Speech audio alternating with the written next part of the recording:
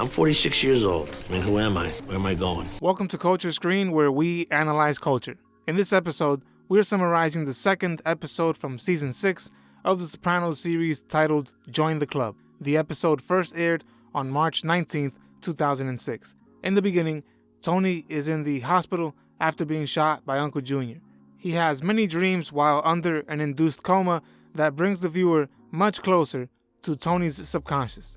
In Tony's dreams, he is an optics salesman named Kevin Finnerty. The name Kevin oddly resembles the word heaven, and his last name Finnerty sounds like infinity. In this dreamlike state, we see Tony struggling with his sinful past and present. Kevin Finnerty is from Arizona, but is in Costa Mesa, California, both hot places. From time to time, Kevin speaks to his wife, who is also named Carmela. Oddly, Kevin Finnerty knows he is actually Tony Soprano, but doesn't understand why he is stuck in this new identity. Kevin ends up going to a dinner with his fellow salesmen, and we see he is successful and that they consider him to be a highly respected salesman. After the conference, we see Tony feels lost. He does not know who he is or why he is where he is. This allows the viewer to see that Tony is not just having another dream. He is in fact undergoing a spiritual intervention where he must choose between life and death. Tony does not know who he is and is in search of himself again. We have seen Tony searching out his true identity through therapy with Dr. Melfi. But through these dreams, he is searching for his true identity within his own soul.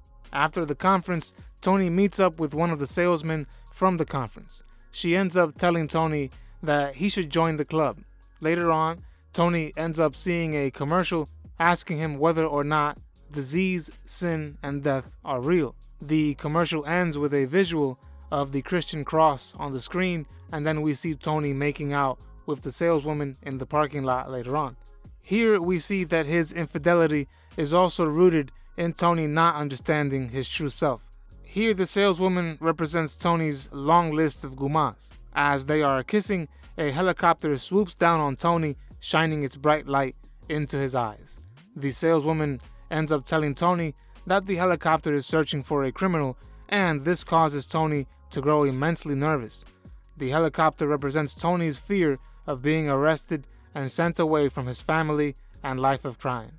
Immediately back in the real world, we see Tony on the hospital bed trying to force himself to wake up out of his coma in a panic. This sudden panic state is a direct result of him fearing being arrested by the helicopter pilot.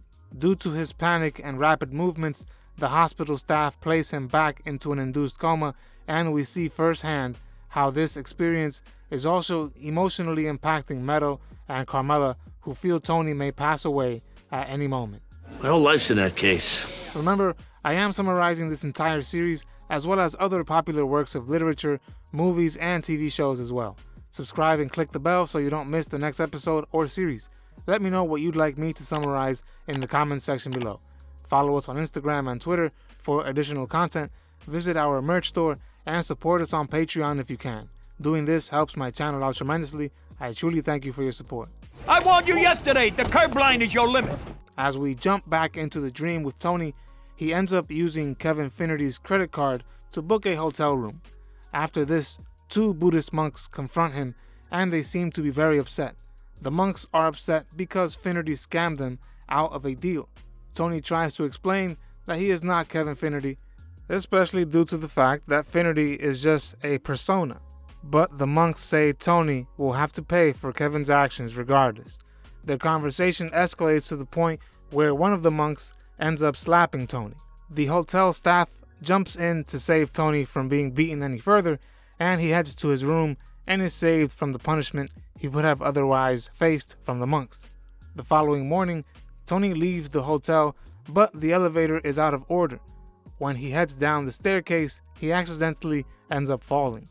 When he sees a doctor, the doctor tells him that although he suffered a concussion, he is also suffering from Alzheimer's, according to the CAT scans.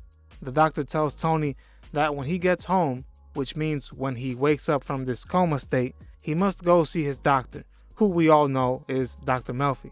Essentially, the doctor in Tony's dream warns Tony that he should seek guidance, the guidance of Dr. Melfi, when he gets home, and that hopefully, by changing his behaviors, he may have a chance at life.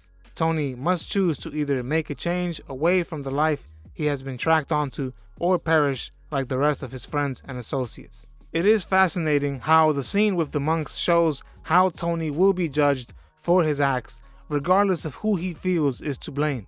They are strategically placed in the scene to remind us that regardless of what Tony does, his past will always haunt him, even into the afterlife. Back in the hospital, we see Meadow and Carmela desperately trying to speak to Tony. They are doing everything they can to help Tony recover, and even AJ tries to lend a helping hand. After AJ sees his father in such a terrible condition, he ends up swearing to take revenge against Uncle Junior for what he did to his father. While Tony's actual family is nervous and thinking solely on his recovery and well-being, we see his brothers in crime in the DeMeo crew already thinking about positioning themselves and gaining more power in the event of Tony's death.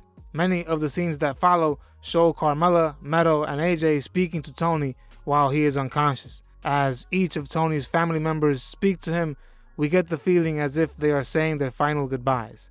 As we catch up with FBI agent Harris, he continues to visit Satrialis, hoping to find more information about Matouche, who Adriana mentioned as the dealer who took out Gabriel Nieves at the Crazy Horse. Agent Harris is with Agent Goddard, and we see they are trying to fish information, hoping that Christopher will give them some information on any terrorist activity going on in the neighborhood. While all this is happening, we see the media continues to stalk the Soprano family. AJ is questioned while outside of the hospital, and the Soprano residence has constant media reporters stalking the property, trying to get the inside scoop on the Soprano family. At one point, Carmela tells AJ that he must not speak to the media under any circumstance.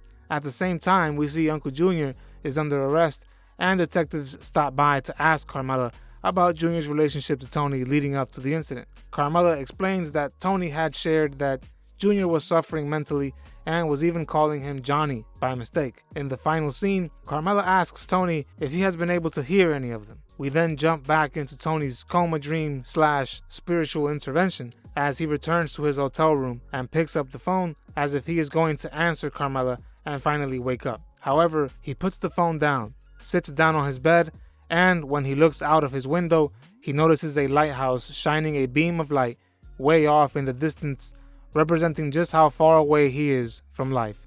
That was episode number 67, titled Join the Club.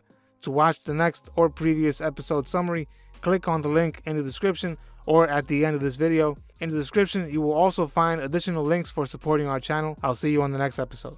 I'm gonna get Uncle Junior for this. Don't worry. We upload new videos every week, so subscribe to our channel. Don't forget to hit the like button as well. Click the notification bell to be notified of when we upload these videos. See you on the next episode of Culture Screen.